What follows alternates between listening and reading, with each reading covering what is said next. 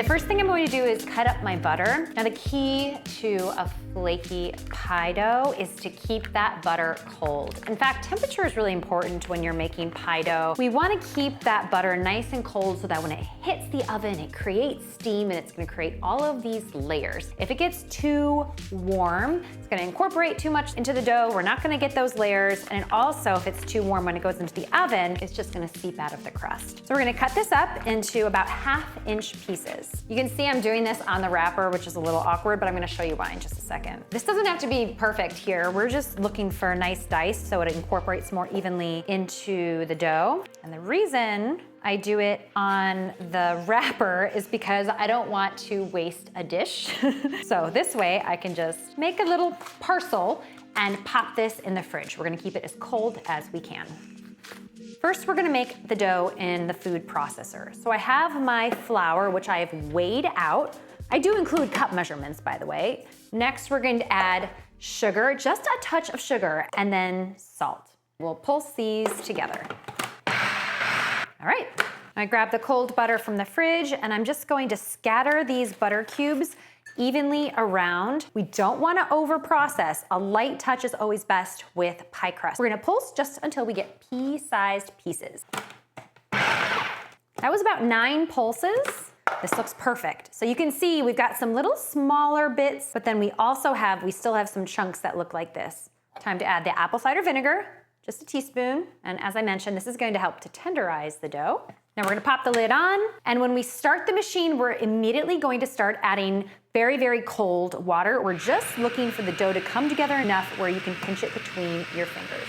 All right, that's it. You can still see it looks really floury in some areas, but if you pinch it together, it holds together. If you don't have a food processor, here's how you make it by hand. In a large bowl, combine your flour, sugar, and salt, and whisk it together. Scatter in those cold butter cubes. Now using your fingers, or you could use a pastry cutter, we're going to cut the butter into the flour. I like to use my fingers, but if your hands run really hot, you might want to use a pastry cutter, or you could even use 2 knives. What I'm doing is just smearing this butter into the flour, and it feels really good. You can't really go wrong, so don't be shy. This looks perfect. The butter is evenly incorporated, but we still have some bigger chunks. Now we're going to drizzle in the teaspoon of apple cider vinegar and some of the water. I would say go for about 2/3 of the water, but we're gonna reserve some. Grab a fork and we're gonna start to work the water into the dough using that fork.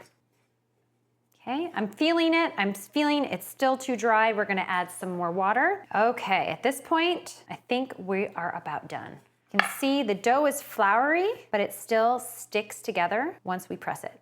Now we're gonna transfer this to the piece of parchment paper and finish it off. Turn the dough out just like this onto a piece of parchment paper.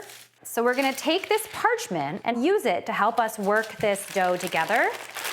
This is not the time when you want to be kneading dough. We're not going to knead it, but I am going to show you a little technique to incorporate the butter a little bit better. All right, now that we have like kind of a semi-ball, but it still looks floury, we're going to use the palm of our hand and smear the dough over the parchment in a few places. This is a French technique called fraisage, and what it's doing is it's smearing the butter into the dough so that when we fold it back over, we're going to get all of these layers of butter, and it's going to create an even flakier crust. If it's sticking like this, it needs a little more flour. I'm going to grab some more flour and just dust it over top. So less is more when it comes to pie dough. This is all we're gonna do. We're gonna use that bench scraper and cut it in half. This recipe makes 2 9-inch pie crusts or 1 double crust pie. All right, so we've got our dough. Form these into some rough balls. Next, we're gonna wrap the dough in plastic wrap. And this is actually an important step as well because we're gonna use the plastic wrap to help form a disc. So lightly wrap that really loosely around the dough and then press it down. And this is gonna help the dough to come together as well as create a flatter surface area so that when we go to roll it out, we've already got a jump start. All right, so now I've got my 2 pie discs and we need to refrigerate these for at least 30 minutes. This is going to allow that butter to hydrate the flour to kind of loosen up the flour. Everything's gonna commingle and soften, and that's gonna make it a lot easier to roll out. So refrigerate these for 30 minutes or for up to 2 days, or you can freeze these for up to 3 months in an airtight container or a zip top freezer bag. So you can go ahead and get a jump start on your holiday baking like months ahead of time.